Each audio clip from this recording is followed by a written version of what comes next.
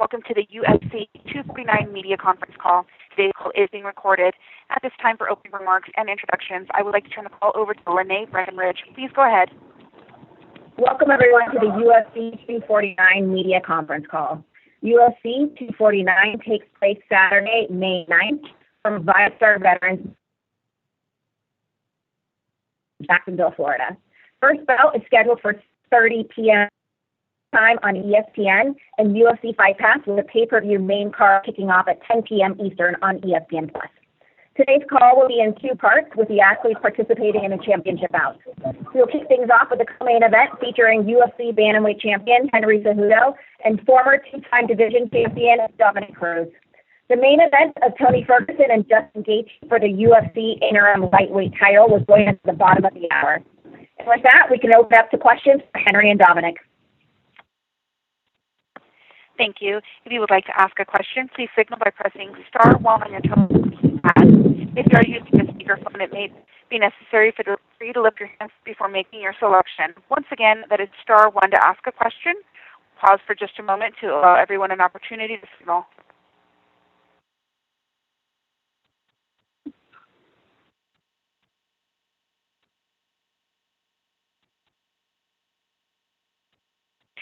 And we'll take our first question from Rodney James Edgar with MMASoldier.net.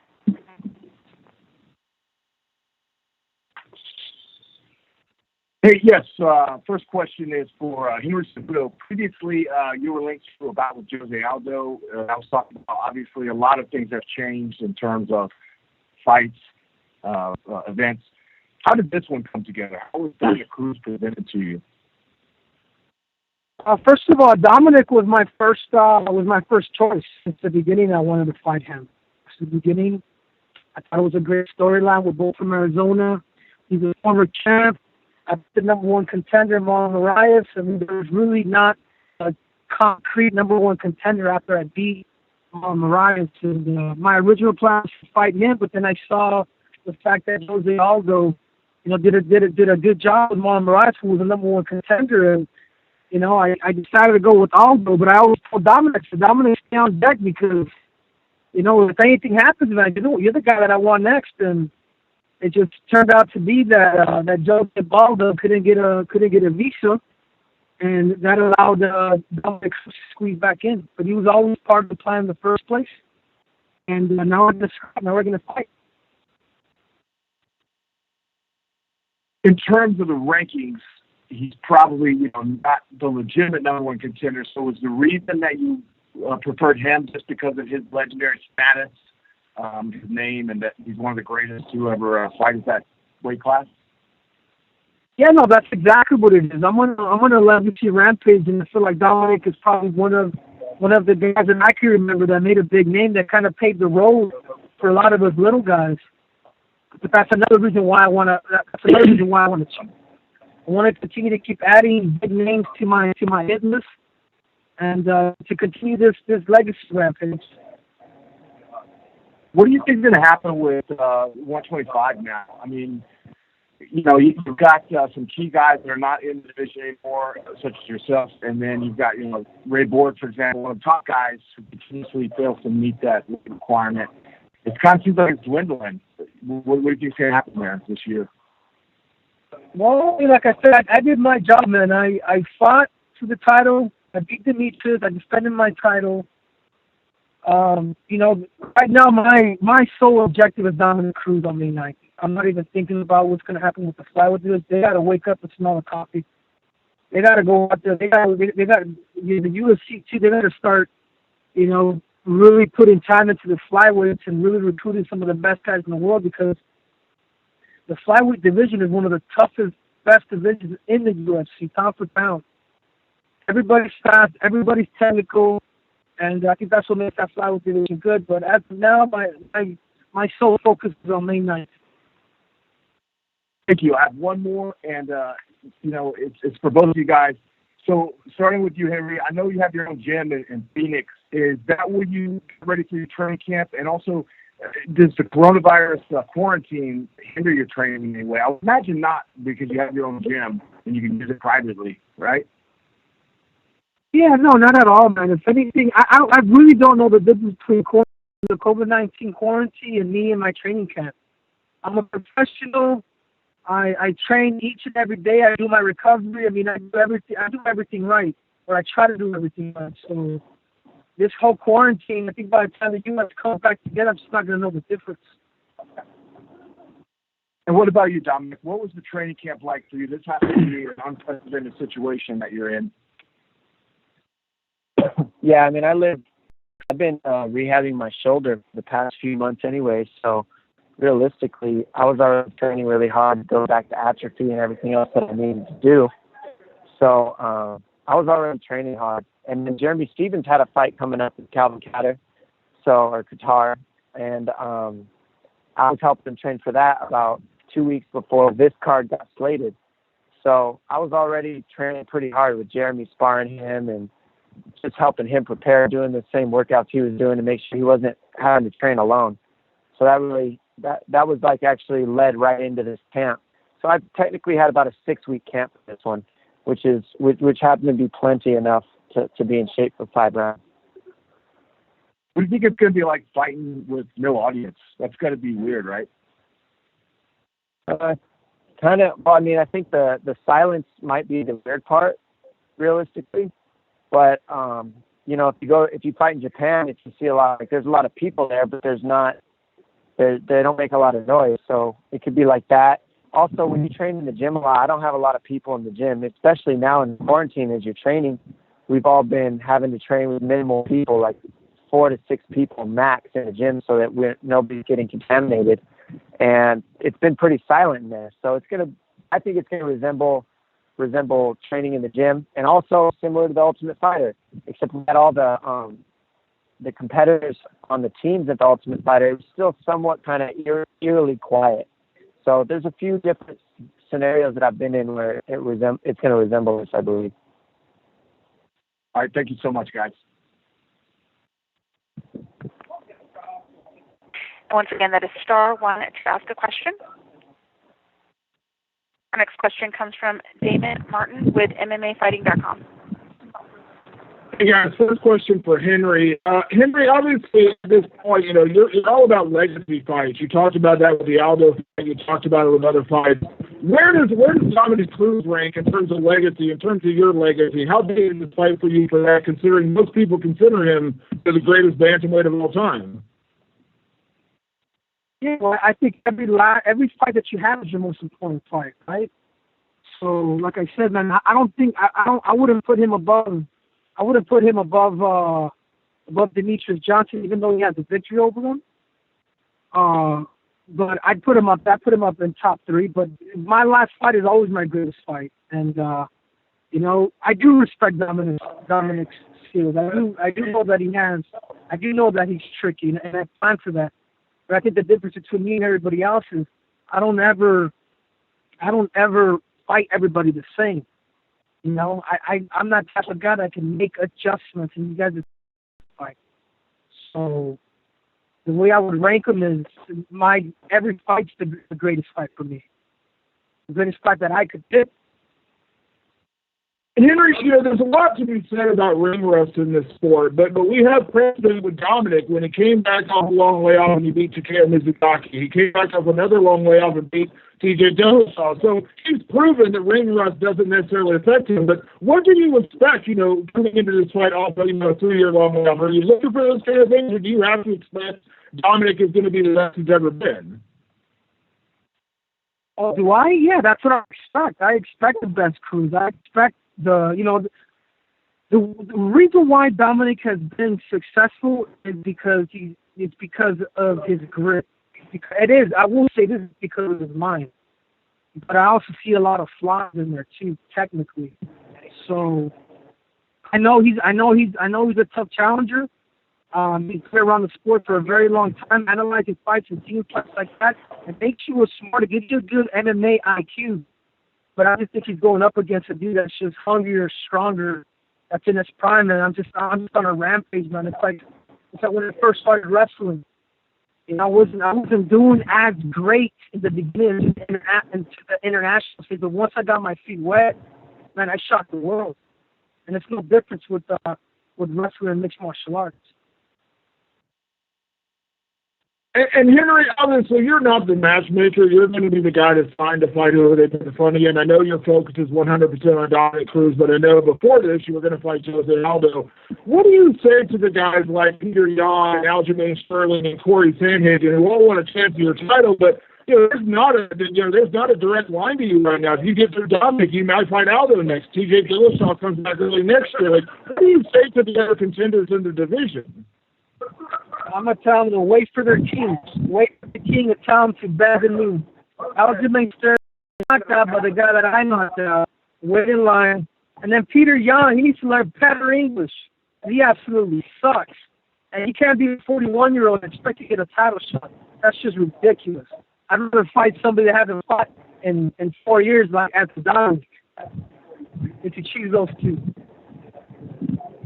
And a couple questions for Dominic. Honestly, Dominic, you've already achieved so much in your career, doing the things you've done and proving people wrong again and again, coming back off injuries and doing the amazing things. But where does this fight rank in terms of your legacy, considering what you've had to go through to get back here and knowing what Henry represents as obviously two-division champion, Olympic gold medalist, all these things you've achieved? Where does this fight rank for you in your career? Well, I mean, it ranks up there as another history-making fight for me, but I really look at this a lot different than belts and all the things that we have. It's more about how you can make a difference in these times when you have a platform. So I look at this as a time where I can make a huge difference. Like, what's the value of champions belts or Olympic gold medals when there's 33 million Americans that just filed for unemployment benefits? They can't feed their families since mid-March. 2,417 Americans died in the United States.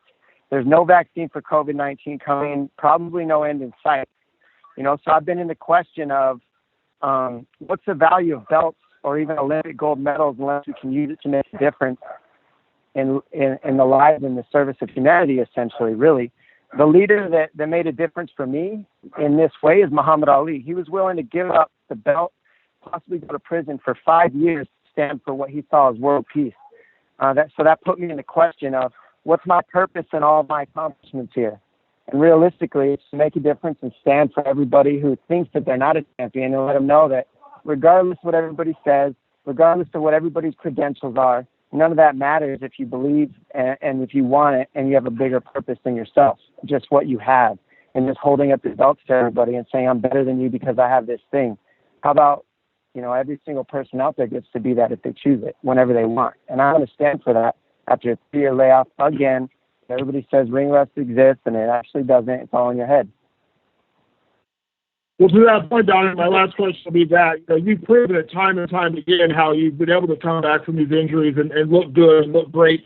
And it's like, what is it do you feel like separates you from other guys? Because it is true, we have seen guys struggle off layoffs and time off and things like that. How have you been able to do that multiple times? Well, I mean, it's about making sure that you prepare yourself the right way. I live this life to train. So like when this is all said and done, I'm going to be in this kind of shape still. I enjoy training. It's like a livelihood for me. It's just how I like to live my life, is in shape, feeling good, and training hard. And really, transformation is a public event, so I'm constantly trying to transform in my life. And this is the place to do it, is on a stage in front of, the first sports event to ever happen. This is the stage where transformation happens. Every athlete on this card is putting themselves in a vulnerable position where they can be beaten or win. And what's the point? What's the pleasure in winning if there's no thought of losing?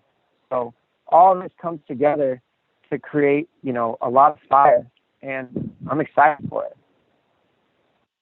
Awesome. Thanks, guys. Well, you better set the unemployment checks taking your ass out.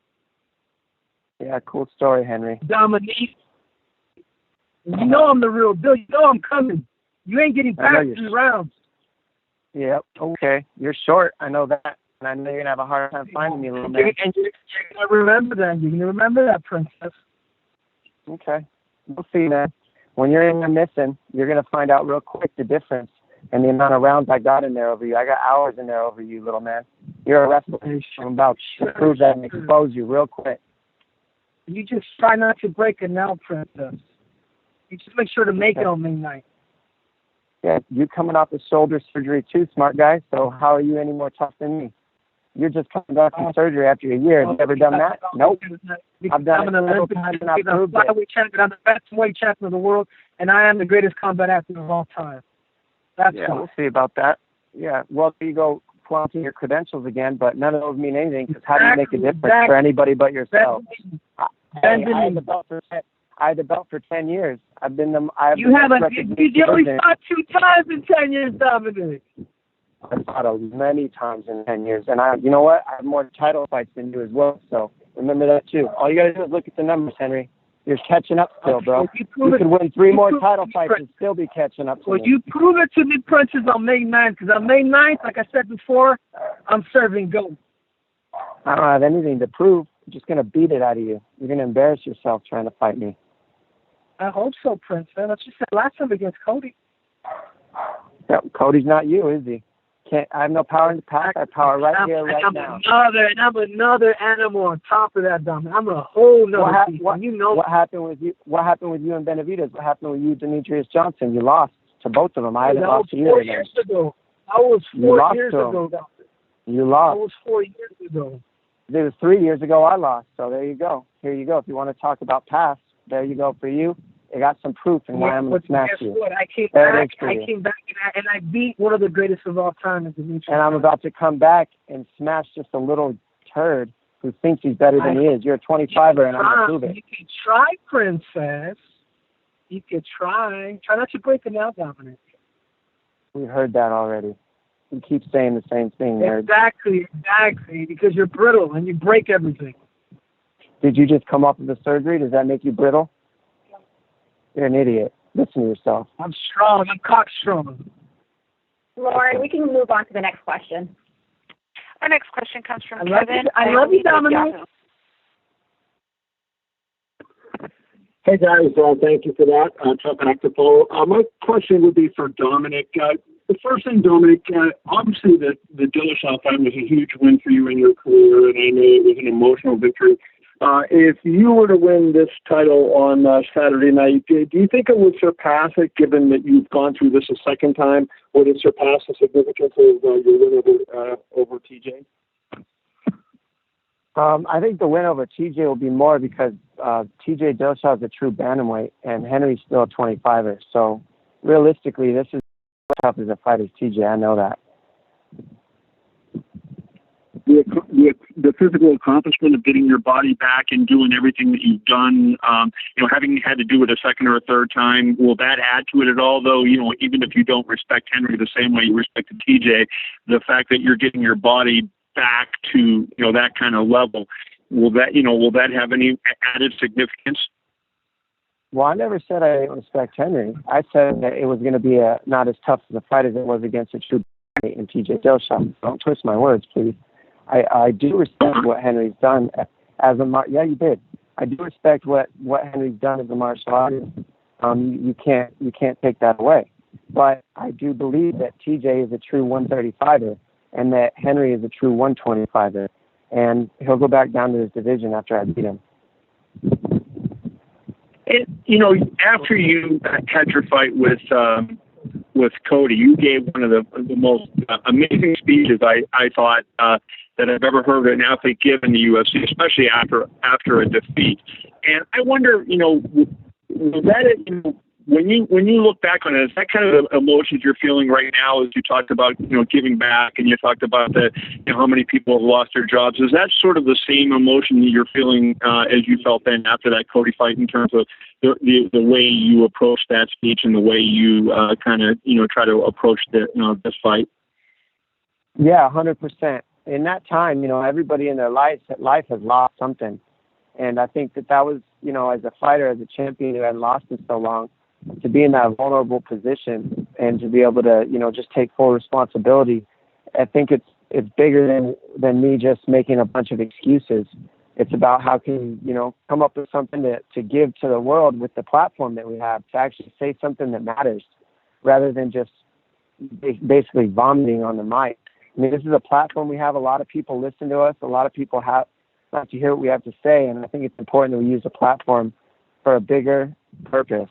And that's what this is going to You know what, create. Dominic, you should try out for Miss Universe. You sound like Miss Universe. That's what this fight represents. Is it represents something bigger than just me. All across the world, princess. Like I said, and then, Dom, if I can.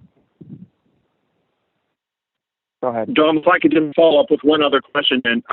I know when an athlete loses, when you guys lose a fight, you want to get back and get in there and kind of get it.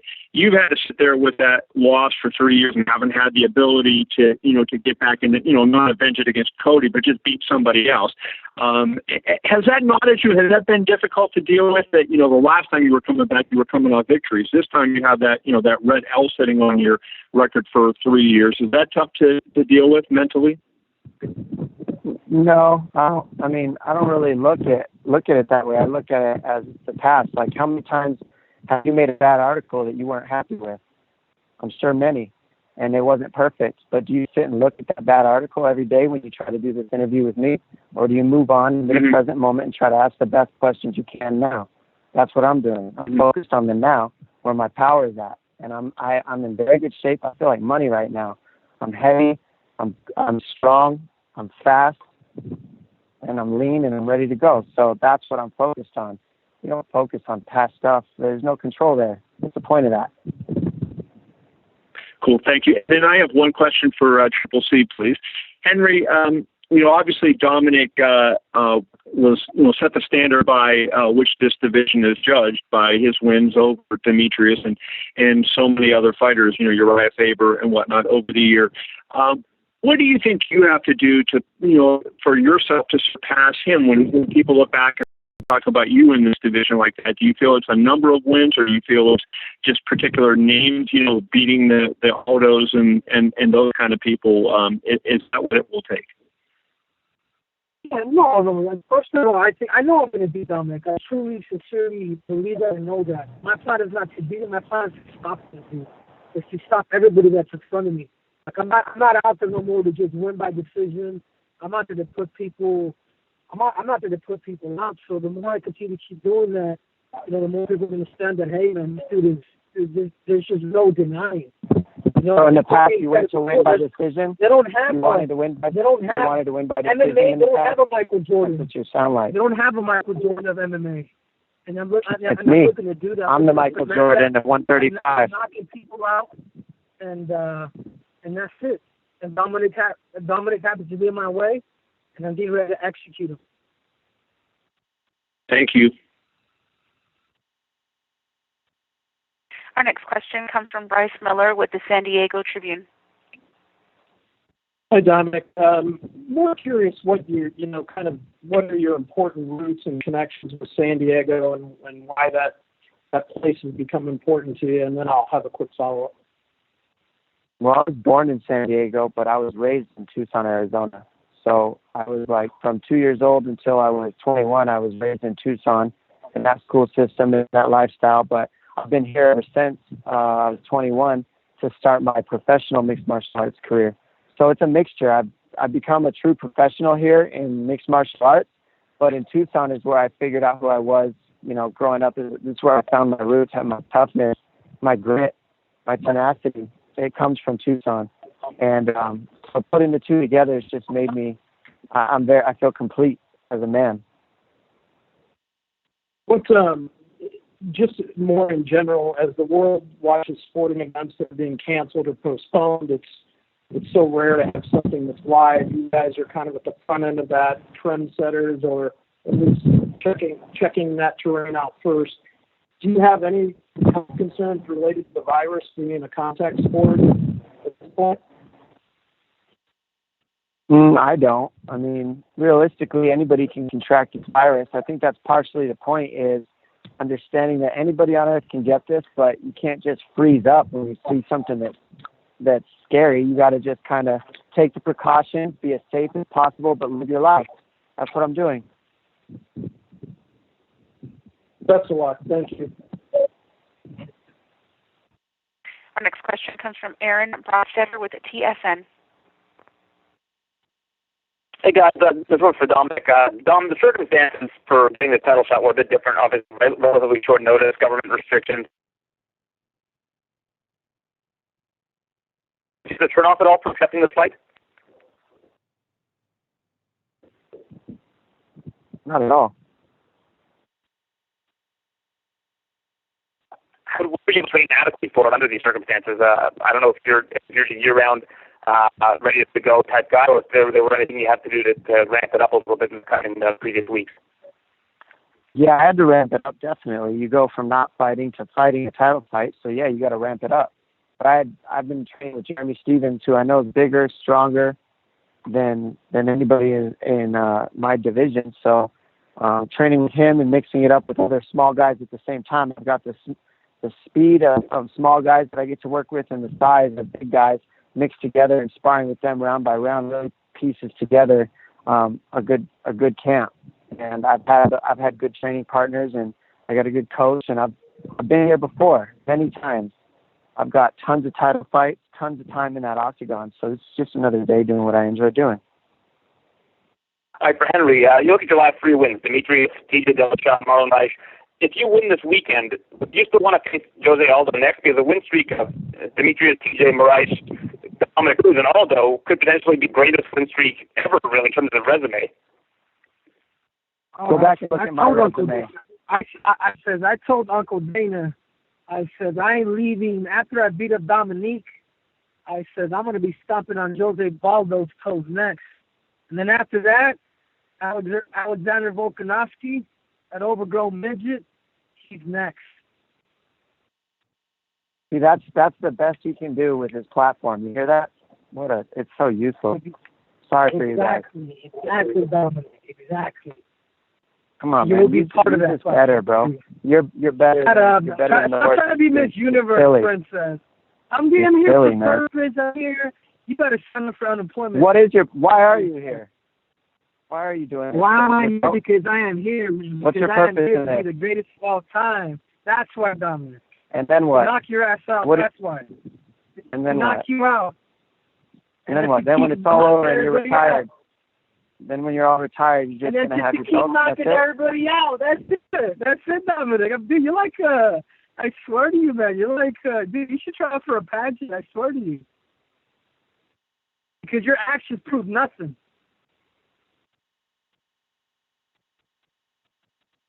All right, and finally, Dominic, a win this weekend, it would make it twice that you come back from a major injury to win a title. That's never happened in MMA, and I don't know if it's ever really happened in pro sports of any kind. Do you have to step back and think about how incredible an accomplishment that would be and the gravity of this? Yeah, I mean, that's the point. It's like, anybody who thinks that stuff's that difficult, it equals up to anything that's ever been done, period, in sports. So that's how you become, legendary in this thing. I've already done legendary things in the division, in the sport. I got more than half my fights are title fights alone. And so just with, the murderer's row that I faced, Benavidez, Uriah Faber, TJ Dillashaw, Demetrius Johnson, I mean, the list goes on. With all these people that I've beaten, I cleaned out the division. I was ranked number 2 behind only the number 1 pound-for-pound man for a year, Demetrius Johnson, and I had beaten him. So I've pretty much been pound-for-pound the best at one time in this sport. And, I've done everything you can do. And to come out after the layoff when nobody really gives you a shot and then just beat up at 125er, it's going to be fun. Okay, thanks. Appreciate the time. And that's all the time we have for questions. I'll turn the call back to Lene for additional remarks. Thank you, Lauren. I would like to thank Henry and Dominic for joining today's call. Media, stay on the line while we dial in the main event athletes. What are you saying?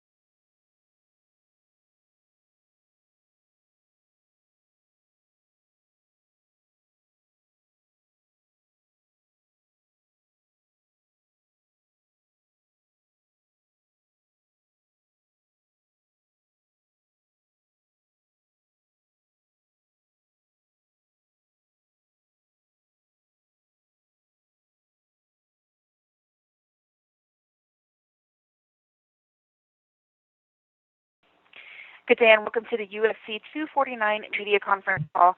Today's call is being recorded. At this time, for opening remarks and introductions, I would like to turn the call over to Lene Breckenridge. Please go ahead. Thank you, Lauren. We now have Tony and Justin on the line, so we can open it up to questions once again. Thank you. And once again, that is star one to ask a question. We'll pause for just a moment to allow everyone an opportunity to signal.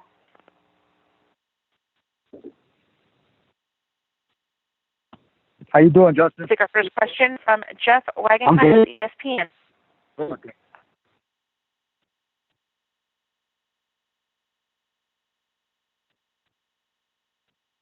And Jeff, your line is open.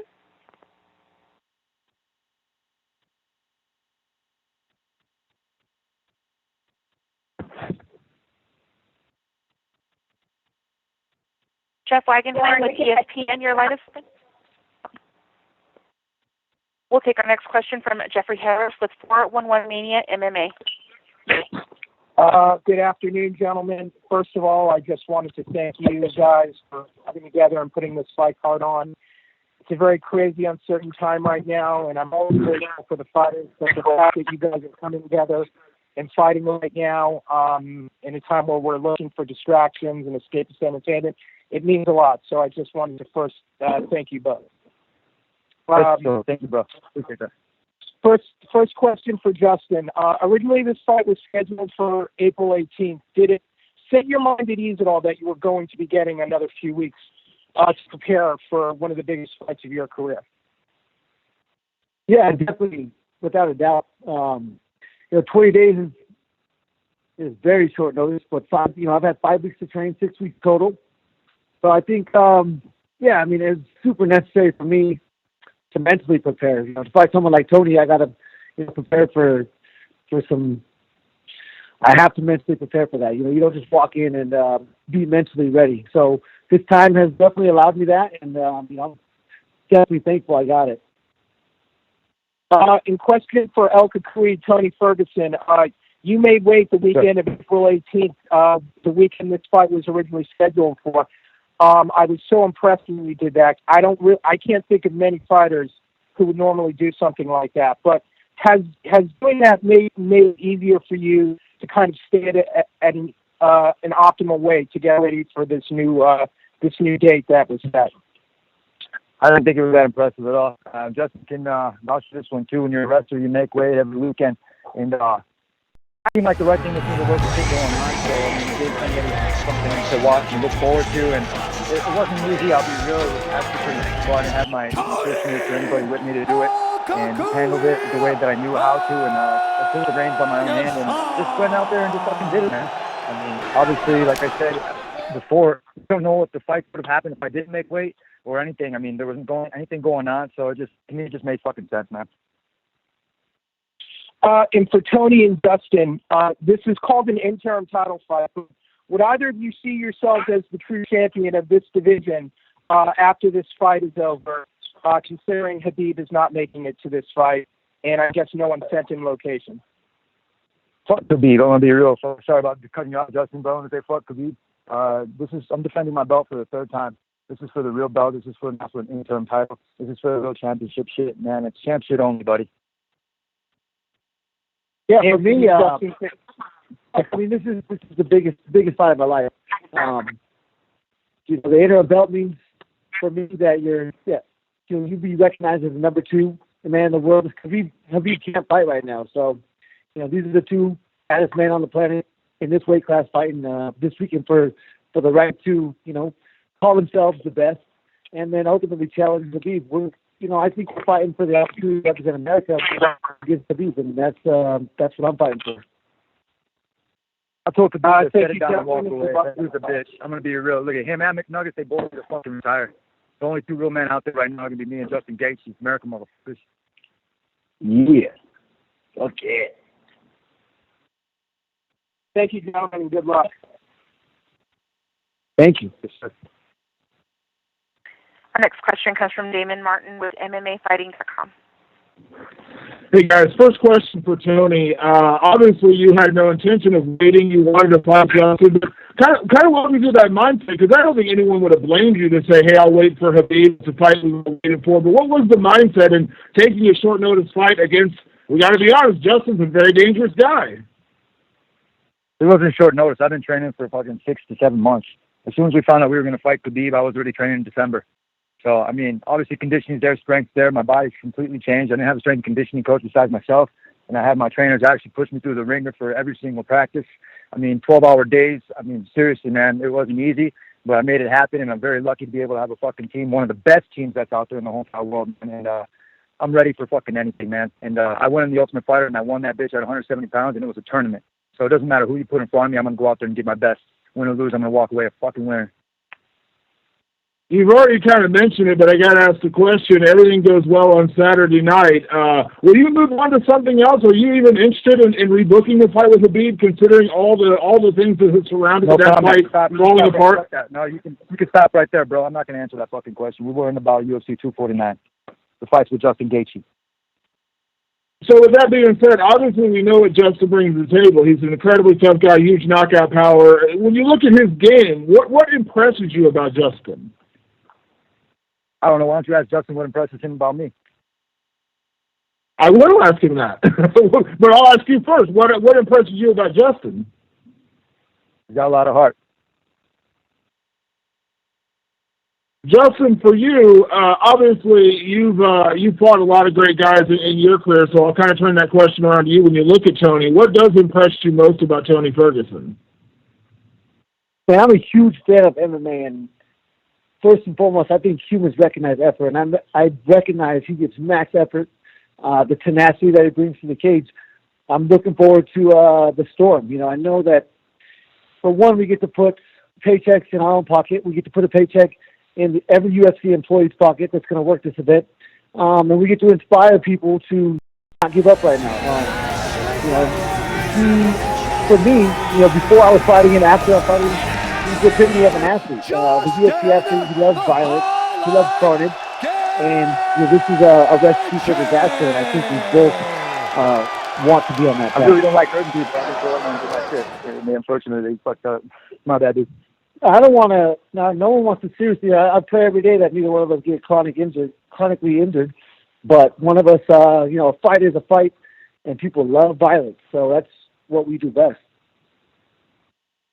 And Justin, you know, you talked about your end goal is always to get to the lightweight title. Obviously, this is kind of a weird set of circumstances to get here, but have you kind of wrapped your head around that, you know, what it will mean, you know, to finally win that title if everything goes well for you on Saturday night? Because I know that's kind of always been the end goal. Everyone talks about the bonuses and the exciting fights, but I know your goal has always been to be champion. Yeah, I haven't really processed. My life doesn't exist after May 9th right now. Honestly, it doesn't matter. When the fight comes, there's only a few things that I can control. That's preparation, effort. The preparation's there. The effort will be there. And outside that, like I said, my life does not exist after May 9th right now. Awesome. Best of luck this weekend, guys. Thank you, Dan. Sure. And as a reminder, that is *1 to ask a phone question.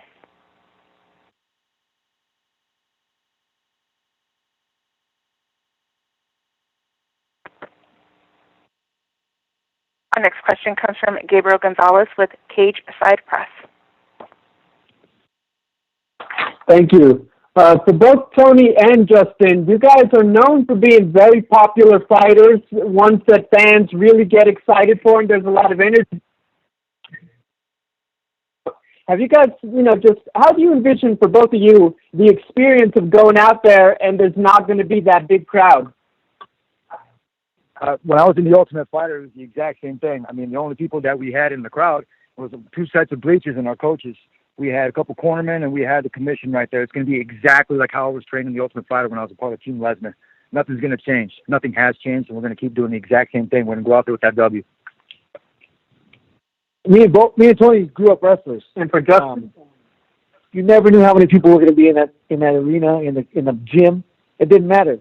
You know, a duel. Sometimes no one showed up. So competition is competition. And I believe it's going to be much more of an intimate situation, as weird as that sounds. The fans are going to get to hear, you know, the shots. When we land our shots, they're going to hear that. They're going to hear the breathing. They're going to hear the talking. from the coaches. So yeah, man, I think it's, again, I'm a huge fan of MMA. I can't wait to watch this fight when it's over, because I know that it cannot disappoint. For Tony, we've watched you pretty much, we saw you getting ready for April 18th, and then every time something has come up, you've just showed us you just still eyes on the target, fighting, taking whichever opponent. People just want to know, how have you been able to stay focused? So then, of course, in MMA, what's been the secret for you to just tune out everything, to be at the top of your game going into this fight? Man, I'm not worried about anything else. My game, what anybody else is going to do. We did all the preparation, all the hard work, the strong work is done in the off season, and right now we're fine tuning, and it's feeling fucking great. I just got done with a nice ass warm up. Took me a couple hours. And it was good, dude. We got here yesterday, ran almost 6 miles, and we got accident. Can't wait to put a fucking show on for everybody. And finally, for Justin, earlier this year, we were thinking you were going to be on the outside looking in while everything gets sorted out with Tony Khabib, with everything else. Now, you have a great opportunity to almost flip the entire lightweight division upside down. Can you just talk about what it's been like, that roller coaster of emotions as you go into this one? Yeah, I mean, as a fighter, you want control. You want at least a say or control of your destiny. That's all I was asking for, was to not get looked over or to not get passed by because of politics. Things worked out the way they did, and now I got exactly what I asked for. I get the ultimate say in my destiny, and that's all I ever wanted. Thank you, gentlemen. Yes, sir. Next question comes from Danny Segura with MMA Junkie. Hey, Justin, how are you? Quick question for you. Tony has obviously been on an incredible win streak, and he's basically said, this is going to be another title defense for him. Do you see him that way? Do you believe he's almost like the uncrowned champion of the lightweight division? Yeah, I mean, he fought a huge fight, won that belt, and then they took it from him. So, I didn't agree with it. And yeah, I mean, he got the title fight. He was, this fight was set up, and because of these unfortunate circumstances, we had to move on. He had to move in a different direction, and luckily, I'm the one that got the call, man. Because again, all I wanted to say, win or lose, max effort. That's all that matters to me. My family will love me. My dad will give a shit if I win or lose. So yeah, it's max effort, and that's it. That's all that matters. Yeah. And any concerns you mentioned there, like, you didn't agree with how they took the belt away from him. Any concerns that you might, get the interim title and maybe not get the shot at Khabib, or is that not in your mind? My life does not exist after May 9th. I don't know, don't care, doesn't matter. I'll figure that out when it's one day at a time for me. I am in control of my thoughts, my emotions, and outside that, I don't have much control of much else. And a few questions ago, you mentioned, how the game has politics in the division, all that. How much did the politics influence the decision to jump at this opportunity, given the fact that, these opportunities don't come around often? No, you don't ever. There's not very often you're going to get a chance to fight for a world title on the biggest stage in the world. Much less during a pandemic when there's zero sports going on. You're going to be the only one on TV. It was a perfect storm. I say I don't take late replacement fights, but I never say I don't take late replacement championship fights. This is all we fight for as athletes, as fighters. You fight to be number one. You fight to prove that you believe that you're number one. And, you have to face your fears. You got to go out there and take the chances that you got to take when they're presented. And for Tony, you've been the number one contender for quite some time. I think, if you would have decided to wait for Khabib, I don't think people would have complained about you getting that fight with Khabib. So what was the decision behind taking this fight with Justin? Because Justin is a very game opponent, obviously. And did you ever think of perhaps waiting and taking the Khabib fight later down the line? I never wait, man. I always take every single opportunity. This one's for not just for myself. It's faith, family, and friends, man. And there's a lot of shit going on in the world, and I'm just trying to do my fucking part, keep sports alive, and then really refer back to the Ultimate Fighter. There's no bullshit with it. You didn't know who you're going to fight. you fought like maybe within like 3 days or a week notice or whatever. You didn't know, so you always had to be ready, and it didn't matter who you were going to fight. You always had to worry about your shit instead of everybody else's stuff. And I'm going to keep going and doing what I exactly do, and punches, knees, kicks, and elbows, man, and blades and shades all day. Yeah. And you made headlines because you made weight for the canceled date, April 18th. And then there was some critics saying, like, maybe that's not the smartest thing, making weight and getting that depleted. Fuck those guys. What would you say to those bunch of bitches? You know what? Look, I'm going to be real, dude. Just because they've never wrestled before, just because they've never been in the sport, they're going to have their opinions. And even people that make weight had their opinions. But you know what? It doesn't matter. The next time I worry about whatever somebody else is going to do is never, dude. I haven't ever worried about anybody else's opinion. Now everybody's jocking my style and they want to do that kind of shit. That's cool, man. OG, original genius. I'm going to go out there. I'm going to do my best. And like I said, I'm going to walk away a man, win or lose. But we're going out there and we're going to get that fucking W. Yeah. All day, every day, twice on Sunday. Yeah. And I know you obviously wanted to fight the champion Khabib, and that was impossible. But just from that aside, the championship aside, just from a skill standpoint, would you prefer this matchup with Justin Gaethje better than the Khabib one, or do you have a preference on either matchup? Because they're very distinct fighters. I'm going to be real. Khabib doesn't fucking even exist to me right now. That dude fell off the fucking face of the earth with McNuggets. Those dudes are a bunch of fucking bitches. The only two people that signed on the dotted line are real fucking men. You know what I mean? I called Uncle Dana and I told him I was very proud of him for being able to make sure that this shit fucking goes. Instead of calling him Uncle Dana, I call him bro, man, because he gave me a job at The Ultimate Fighter, and I knocked out Justin Edwards on my birthday, and he said, "Happy birthday, kid." And I told him, that stuck with me, dude. And I was like, I'm still your man. I'm a team player, and teamwork makes the dream work, man. Let's fucking do this shit. Let's make sure that we put some asses in the seats at home at UFC 249 and make sure everybody's social distancing by giving fucking high fives and hugs after I fucking win. And no one's stupid enough not to watch this fight. I'll tell you that. Everyone's going to be tuning in. They know what we both bring. It's fucking huge for the sport, huge for me, huge for Tony, huge for the employees. Oh, man, it's going to be fireworks. There'll be a lot of people watching that. Yes, it will. Yeah, and I wanted to ask about that, and this is for both of you guys. What does it feel like to be pretty much the only major sport that's going to go down on Saturday? Fucking great. Fucking feels so great. Yeah. Seriously, it's like, I was being real. This is awesome. I mean, you can hear it in both of our voices, dude. There's no bullshit with this. You know, when they had the wars going on and everything else, there was no sport. They only had like the Olympics going on. Right now, there's no Olympics. There's no Wimbledon. There's no NBA drafts. There's no NFL drafts. There's no fucking tennis. There's no soccer, hockey. There's no baseball. This is what we bring to the table, man, and we're going to go out there and do our best, and we're going to fucking keep sports alive. That's what we're going to motherfucking do. Yeah, this is going to bring a sense of normalcy to people, and, you know, I'm fucking proud to be a part of it. You know, the opportunity to inspire.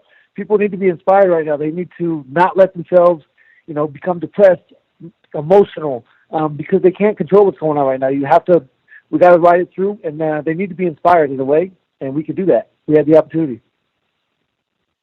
Thank you, guys. Looking forward to the fight. Yes, sir. Our next question comes from Ryan Gerbasi with Newsday. Thank you. This question is for both of you guys. I know you're both very excited to be in the spotlight of the only sport competing right now. But given the public health situation, did either of you have any reservations about participating? And are you satisfied with the testing plans the UFC got in place for this thing? Start with Tony. What was the question again? I wasn't paying attention. I was thinking about UFC 249. Did you have any reservations about participating in the event? And are you satisfied with the testing plans that the UFC has put into place for the event? Yeah, I actually went through the testing process today, and one of my trainers fucking scared shitless. I won't tell what name it was, but we went in there and we handled shit like a business. And the testing is interesting. I'll be real. I'm gonna post up a video today, and I don't know if Joe, I don't know if you went through this shit already, but just tickle your brain. Tomorrow. Hey. I'll be going through that tomorrow. Man, I honestly had no reservations. Fighting is very dangerous. So I think we'll be just fine. Have you made any Have you made any changes in your travel plans and how you plan to go through everything, getting to the event, and whatnot? Have anything changed? Wearing a mask. I wish they put us on a private plane, but that didn't happen. So here we go. I felt like Sub-Zero on the fucking thing. I was walking through everywhere, and I had my shades on and my shit. It felt like Mortal Kombat. Just waiting for that Fight Island, man. That's all we're trying to wait for. Fuck, this is going to be exactly like Mortal Kombat. It's perfect. Get over here. All right. Thanks, guys. Yes, sir. Our next question comes from Mike Heck with MMA Fighting. Hey, Joe. Justin, I just had a quick question for you. When this fight was first booked, you had done some interviews and talked about how you felt like it was terrifying with everything going on, that you seemingly have to doubt yourself to sort of give you that extra boost heading into a fight. How would you describe how you're feeling about it 4 days away from your first shot of the UFC title? Yeah, man, the fear had nothing to do with what was going on. It was the opponent I was facing. I know that this man's a cardio machine, and it's just impossible to get ready in 18 days. I've been very surprised, and it's crazy how my body has responded with the extra time. And right now, man, you're only scared if you're worried about winning or losing. That's not a factor here. I care about effort and the fact that people know that, and they'll never quit. Never quit. If people see you quit, then you can't inspire people. I'm there to go as hard as I fucking can for as long as I can. And I got the perfect opponent right there, man. He is a cardio machine. So the fear came from knowing that with 18 days, it was going to be absolutely impossible to be ready for 25 minutes. With the 5 weeks I've had now, I'm 100% confident. And yeah, man, I'm ready. I need my nose broken, so hopefully one of them, I haven't been able to breathe through my nose for like 12 years since wrestling. So hopefully one of them elbows cracks my nose. The UFC's got to pay for that shit. And it's an exciting ass fight. That's all. That's awesome. Okay. Insurance, Tony, Tony, sort of a similar question for you, because you've been doing this for a long time, and you went through the Ultimate Fighter, and you've gone through all these different things to get to the point you're at right now. Do you still need to find something to carry as a chip on your shoulder heading into these fights, or does the fight itself just motivate you enough, along with just being one of the greatest in the division? You remember when I said that shit? I don't have a chip on my shoulder, but I have a chip on my shoulder. It's kind of one of those double negative kind of things, and this is an athlete sport. I want to be real. I don't bring any hate into the sport except when I'm fighting, certain people. But we have another athlete who's game. He's Olympic caliber, and we're going to go out there. And like I said, man, I'm not going to try to be lame and say we're going to do our best and do 150% and everything else like that. But who fucking raw, man? We're fucking men. We're going to go out there and we're going to do a fucking show, dude. I mean, literally, it doesn't matter. Will be a war. There will be a war, and the people will fucking love it. We're going to go out there and we're Tony, going to also, man, and we're going to shake hands, and I'm going to be, hold on, I'm still talking, brother. Just kidding, man. Go ahead. I was just gonna say, there's no hate here. There's a lot of respect between both of you guys. You guys kind of know what you're up against. You're going to go in there and you're going to go to war for as long as the fight takes place. But how refreshing is that for you, just knowing that you're going to go into a fight with a guy who's just as game as you are, that's just as fired up as you are, and there's no hatred or BS to be thrown around here in terms of headlines and clicks and things like that? That's why we're main eventing, man. That's why everybody else, and we got other people fighting on the undercard. I'm going to be real. We don't have to refer back to who, but we're going to say, you know what, this is where we belong, and we're the best of the best, and we're the top five. We're going to go in there and we're going to do exactly what we do, and that's fucking throwing fucking bows, bro. Justin, is this outside of the title implications from a competitive standpoint, is this the most enthused and fired up you've been for a fight outside of the main event and the title implications? Yeah, I mean, after I think it was my big win, I said I wanted to fight Tony because I know, man, we're both some very fucking special people when it comes to being able to be comfortable when adrenaline is coursing through your veins. That is not something that is natural. That is something that has been learned, been worked on. And that feeling when it's going through my veins, it's the best drug on earth. I'm telling you right now, it's the feeling of being in a life or death situation and being able to actually be comfortable there, there's nothing like it, man. And I know that he is the same way. And, I knew one of us probably going to get two bonuses. We're both getting one bonus. And I fight for money. So this is, and at the time when I said that, I was shooting to be the most exciting fighter in the world. And Tony is the best opponent to bring that out of me. All the best to you guys. Thank you. Yes, sir. Thank you. We'll take our next question from Alistair Hendry with Fighters Only.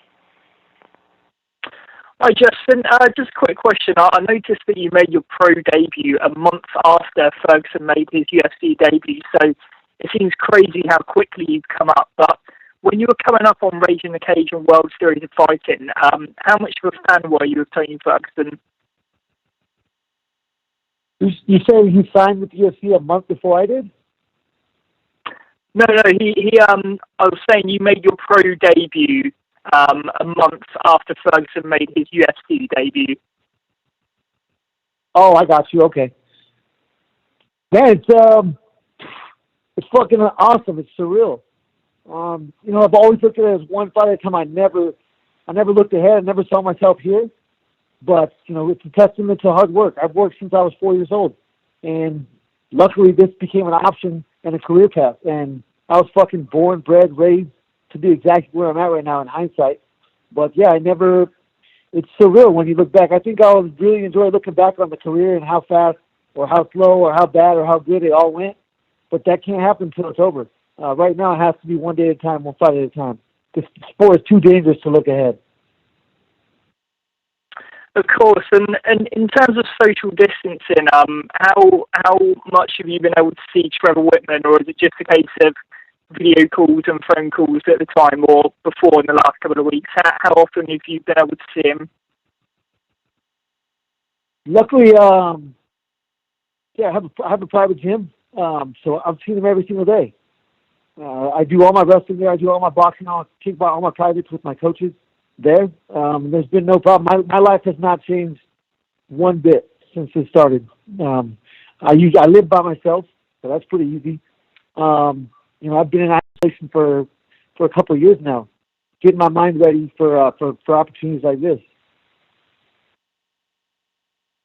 Sure, and I noticed you said something really interesting in the Countdown show. You said that when you were a lot younger, before you got into MMA, you were quite keen to be a social worker.